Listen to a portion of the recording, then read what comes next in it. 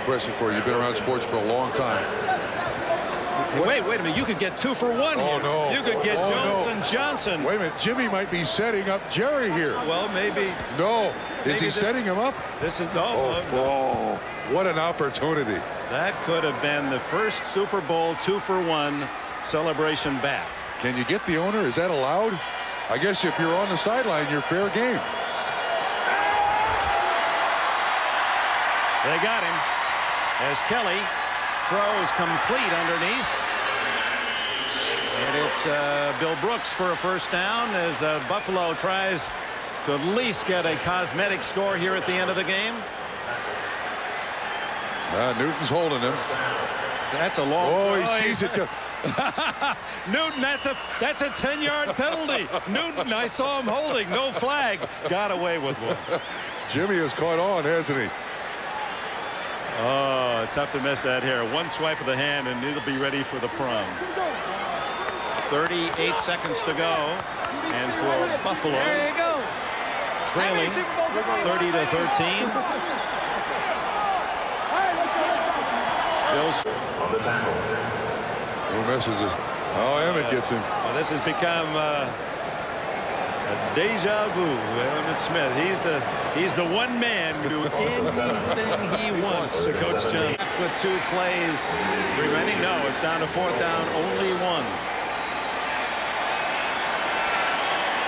Stay with us. We'll have all the post-game interviews. We understand the President of the United States is ready to make a call. A man from Arkansas to send his salute on to 2 Arkansas grads, Jerry Jones and Jimmy Johnson. And here it is. Final play. Why did he throw it there?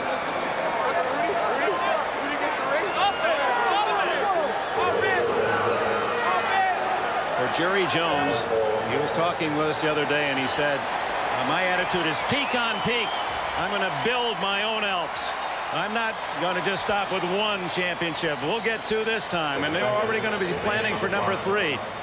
Frightening aspect for those who will oppose this very rich in talent Dallas football organization. And here's a big surprise. Emmitt Smith is the Roselle Award winner as the most valuable player, and Bernie Kosar will get a snap, be able to say at least when he wears the ring, yes, I played in Atlanta in 1994. Congratulations, Dallas. Buffalo, there are no words. First time that Aikman's gone down in the game, sacked by the press. 30-13 Dallas. The Dallas dynasty is real. Back it up, guys. Back it up. How many more years for a runner that's only 24 and is the best in his profession? I think he's looking for his buddy Thurman Thomas to console him. We'll have interviews from both sides and 2 Super Bowl champion coaches, Mike Ditka and Joe Gibbs, to analyze this second half. Bills led by a touchdown, 13-6 at halftime, and that was all they would. Thurman and Emmett. That's nice. On top of everything else, Emmitt Smith is such a Yes, he is.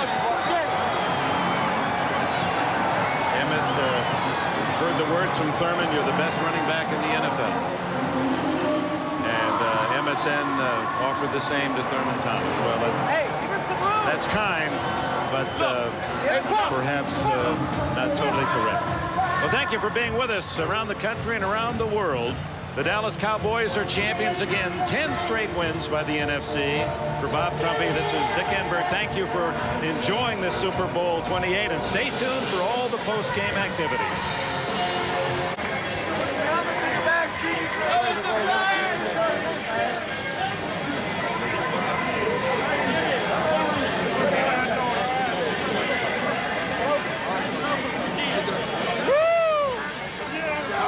Apparently Johnson, there you see him hugging Troy Aikman, not yet ready to take the microphone, and we don't want to risk asking any questions of Mike Ditka and Joe Gibbs in the meantime, because we don't want to have you miss any of what Johnson has to say. As you know, he tends to be very emotional in these moments, punctuating whatever remarks he makes by declaring, "How about them Cowboys?" And so we'll just stay right here, and we'll have plenty of time to hear Mike and Joe and their analysis of the game in just a moment. And Jim Lampley will have interviews from the Cowboy locker room O.J. Simpson is with the defeated Buffalo Bills, and he'll talk with Marv Levy, if that's possible, and some of their players as time allows here on the post-game show as well. The Dallas Cowboys establishing themselves in all likelihood as the team of the 90s. At least they've got a chance to be that. Thank you very much, Bob Costas. We are ready now in the Dallas Cowboys locker room for Commissioner Paul Tagliabue to do the official ceremony of passing along the Lombardi Trophy. A familiar moment already for Jerry Jones and Jimmy Johnson. Commissioner Tagliabue, all yours. Jerry and Jimmy, your opponent today was an outstanding team, but the Cowboys demonstrated again today that they're well on their way to becoming the team of the 90s, ranking with the great teams in NFL history. Today, the Cowboys are only the 5th team to win 2 back-to-back Super Bowls in the history of the National Football League. I congratulate you, Coach, Jerry as the owner, and all your players. Paul, okay. Paul, let me first say that this is possible because a man has worked and given everything that he could give, and I'm talking about Jimmy, since we came here. And his spirit and his effort is reflected in the way these players play. This is a great honor for every fan of the Dallas Cowboys. I'm honored to be in the NFL, and it's a privilege. Thank you. Jimmy? Well, Jerry, I think everybody's kind of gotten a kick out of Jimmy and Jerry and thinking that we were at each other's throat. When you win these kind of things, the only thing you're going to do at each other's throat is hug it. And let me just say this. You know, everybody in this room knows this has been an extremely, extremely difficult year. To overcome all the injuries that the guys have overcome, all the things that happened with this football team, for us to come back and win it again, I tell you, my hat's off to every one of these players and coaches, because y'all did a fantastic job. You were not going to come up short of winning the Super Bowl. All right, congratulations, gentlemen. A couple of questions right now while you get used to keeping the trophy for another year. Jimmy, 13-6 down at halftime. Buffalo seemed to control the first half their way. Millions will want to know, what did you say to these players at halftime? Well, it really wasn't that big a thing. You know, we made some mistakes the first half. You know, there are 2 outstanding football teams out there on the field. Buffalo's got a great football team, or else they wouldn't be here. And we made some mistakes. We got a penalty on the 3rd down and 1 that kept us from moving the football. We ran into their punter. It allowed them to go and get 7 points. And we threw the interception. We made mistakes, and they had a couple, but not as many as we did. Second half, they made more mistakes than we made. The psychological swing when Thomas fumbled and James Washington carried it back for a TD. Well, that was large. I mean, you know, the thing we have tried to do in putting this football team together is in every position we try to get playmakers, guys that can make plays. And we've got playmakers as backups. We got playmakers throughout the roster. And if you give those guys an opportunity, they'll make the plays to win ball games. You just got to be sound. We weren't real fancy on either side of the ball. Yeah, and that's our game. You talk to any coach in the league and they say, hey, they're not a real fancy football team. They're really very simple.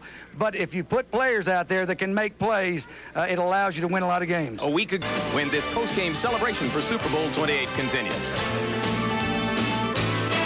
Super Bowl XXVIII, Emmitt Smith, you won a close vote, incidentally, with your teammate James Washington for the MVP, and get a clean sweep MVP for the season and in the Super Bowl. That's a great feeling to be back here, and for us to go out and under circumstances that we've been under all year, to rise to the challenge and be back here in the Super Bowl, and to go out at halftime, go down at halftime, down to Buffalo, a great Buffalo team, and to take on the challenge in the 3rd quarter with James Washington leading the way with the interceptions and the touchdowns.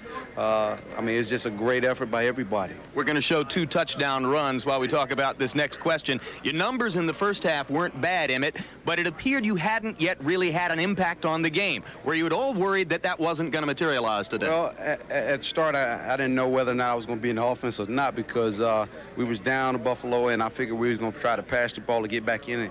At halftime, I came to Norv, and they came up with some plays that we were going to run the second half, and every last play that they called basically worked, and I was happy that they got the ball in my hand. Ran the counter about 5 straight times in that one drive to start the second half, and they never stopped it. If it's working, don't throw it out. Just make it. Just run it to the defense. Stop it. Thurman Thomas is a friend of yours. His fumble had a huge impact on the game, and now he has been on the losing team in 4 Super Bowls. Do you have sympathy for him? Yes, I do, because Thurman is a great player, and they all have great players over there. And they definitely deserve to win one. And I'm just glad that they didn't win it against us. Hopefully, they'll win it against somebody else, not the Cowboys. All right. Of football coverage from the Georgia Dome, and as we say so long, we do it with respect and appreciation for the Bills, a great but star-crossed team, and with another tip of the cap to the Dallas Cowboys, who once again reign supreme as Super Bowl champions. And now, as we say so long from here in Atlanta, all of you, the programming you saw from the Georgia Dome.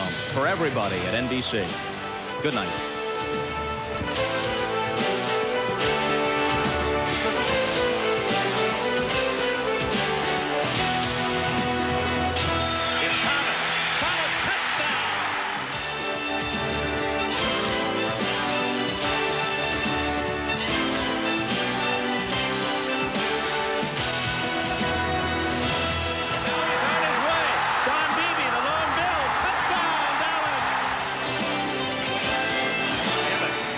A tackle.